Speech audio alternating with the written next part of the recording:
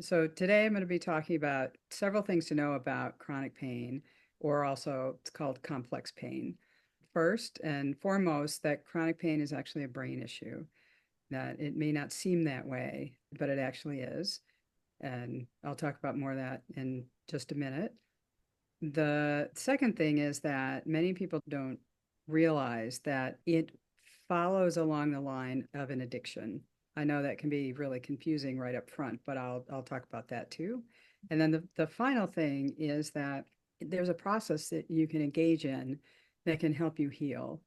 And healing can be variable all the way from absolute complete healing and no pain, or at least healing to a point that you can live with the pain that might be there, because the pain becomes an indicator for you of a level of stress you're under, and also then a level of self-care that you might need so that the pain can at least be reduced. Hello, I'm Dr. Christy Bemister. I've been working in the world of pain and trauma, doing psychotherapy for several decades at this point. Besides my education, I have my own experiences with pain and recovery. I also have a basis that comes from a spiritual background of meditation, mind, body as well. I have a breadth of experience that I hope is helpful to you. How complex pain is a brain issue is that long-term stress, chronic stress, stress that is ongoing, and this could be all the way back from birth. So we're talking a lifetime of stress. It does things, it changes the brain in ways that cause the body to have reactions. So our body itself is really just a record keeper. It just shows us, tells us what's going on in life, that it doesn't, if you gain weight, maybe you've eaten too much. If you lose weight, maybe you're not eating enough. But it's not a thing to be judged. It's actually a thing to look at and to say, what is my body trying to tell me now? And so pain is an indicator that we need to look at our body because our brain is doing a thing. So here's what the brain is doing. There is a number of places in the brain that trigger when we have stress. And first would be the amygdala. The amygdala are these two little almond shaped things on the side of our heads where they activate because we need to move into a fight or flight. We need to save ourselves from something. So in general, we run away, get activated to run away, we get activated to fight. Some people with a very high intense response will freeze. There are other responses that can happen, but for the most important for this discussion, amygdala send off a trigger, triggering a thing called the thalamus in the brain. The thalamus is like the four-way stop. It's where all the signals come together and then all the signals kind of go in the brain to let the brain know that there's a problem. One of the places that it triggers is a place called the body map in the brain. It's a very big word for that, called the homunculus. The body map in the brain, which is right in the middle, cross section, is where our brain registers our body completely. So if you have a place in your brain that's triggered that is the same place as your big toe, you can feel something in your big toe, even though something's not touching your big toe. It's only actually triggered in your brain. This is the mind body connection. There is no separation here between the mind and the body, that the brain is always registering the body and where the body is in space, what's touching the body, the heat, cold, all those kinds of things. That's constant. And the problem with chronic pain or complex pain is that these amygdala, they keep firing again and again, and they fire perhaps over a lifetime. The triggers then go to the body map and they keep triggering the body that there's pain there somewhere.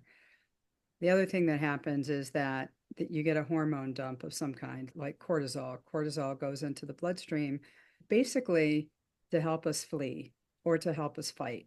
It's supposed to be there really 20 seconds or so, just a few seconds, to give us the energy that we need to go do the thing. But chronic stress puts our life in danger because the hormones are there all the time running through our system, and they literally burn us out. They burn the nerves, they burn our system, which causes inflammation. So when we're young, we recover very easily from inflammatory processes. We just do because our body knows how to do that. As we get older, our bodies are less able to recover from inflammation. 100% of inflammatory type diseases are a result of stress. And it's usually childhood stress, that chronic years and years, decades of stress to the point where the body can no longer manage. And so the body begins to break down. And this is happening also for younger and younger people. So people, even in their 20s, 30s, with arthritis and these inflammatory kinds of diseases, they're believing they're genetic, which, of course, there's a genetic component, but likely the component that is activating the process is the stress. You're living your life in a particular way and you don't recognize that your body is stressed, there is going to be a chronic pain state coming into your life at some point. It is just the way the body works and the way the body breaks down over time. And handle the stress, you handle the pain. And the way that works is that it took a long time to get there, can take a long time to back up.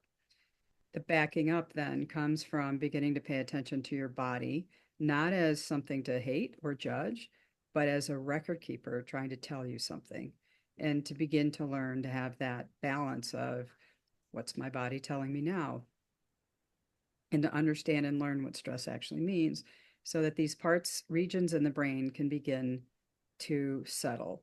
When they settle, your body will feel more settled.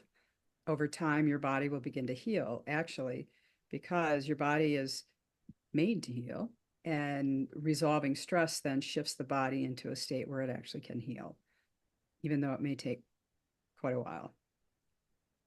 So that's why complex pain is a brain issue.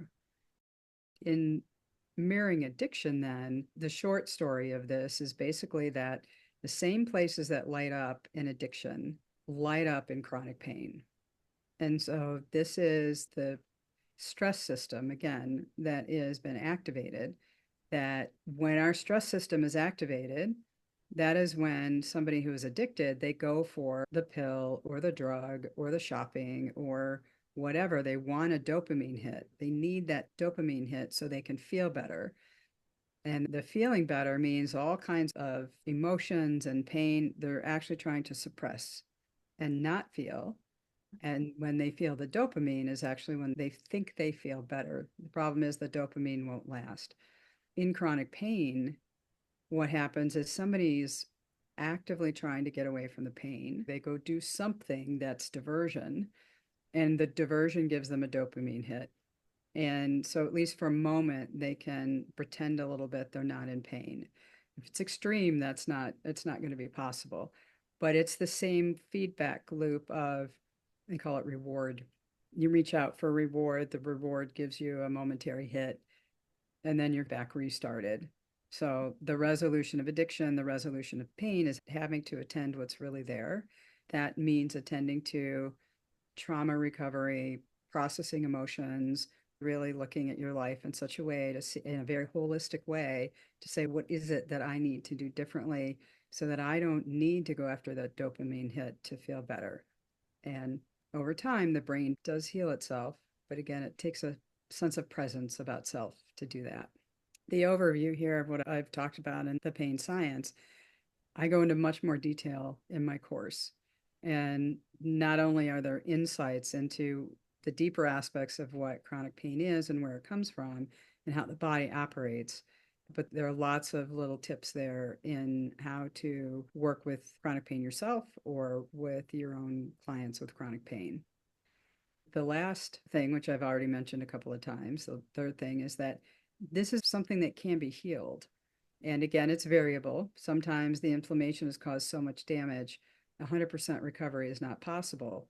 But there is recovery possible to a degree that, for the most part, you can manage living with it. There's two components to that. One is the emotional component. The emotions very much signify and activate a level of pain in the body. So this is talked about in other videos that I've done. We have this place in our brain that judges how much pain we're in. An example here is if you cut yourself, many of us have had the experience that you cut yourself on something, you didn't even feel it, but you look down and suddenly you realize, oh my God, my leg's bleeding. And if there's a little bit of blood, you're going to go, oh, my leg is bleeding. I need to go wipe it off. If there is a lot of blood, this part in your brain is going to activate and it's going to freak out and it's going to go, oh my God, I'm dying. That actually happens before the experience of pain. The brain judges how much pain you ought to be in, and then it activates how much pain you ought to be in. Partly because it needs you to respond to the body. Little cut, not a big deal. You're not going to die. Big cut, you're probably going to die. So you better go get it taken care of. So the emotional component here, if you've got a very stressful life and there's a lot of unprocessed trauma, that is going to facilitate more pain no matter what, because attempting to manage and oppress emotions that need to be expressed, if they're not going to be expressed, your brain is going to try to give you information in a different way that you need to attend to yourself and you need to attend to the emotions. And pain is a way that it does that. And so they can seem completely different because pain is physical. Emotions don't feel so physical that way, but they're really very interrelated. And if the body can't get your attention with sadness and having you process emotions that way, your body will try to get your attention with a level of pain. And so being able to face that, being able to slowly over time with a lot of compassion to face yourself and to resolve the issues that need to be resolved, you can manage the emotional aspect of pain by reducing it to a very stable, very regulated space so that it's not getting so activated. And in the meantime, then, when that's regulated, the physical body, for the most part, does know how to heal itself. And it will begin a process of healing what it can. And again, if it's extreme, you may not get to ground zero of no pain, but without the emotional component added to the pain, many people can live with a great deal of pain successfully because it's managed. The brain understands that it's not something scary, frightening. And so the brain then settles and allows you to manage it in a way that's life affirming. So, trauma and pain recovery, I will speak about that in other videos that I do. There are many aspects of that that I can speak to, and each one deserves its own space and time to talk about. And so that's the kind of the basic three things to know about the science of chronic pain and insights into what it is and how it can be managed.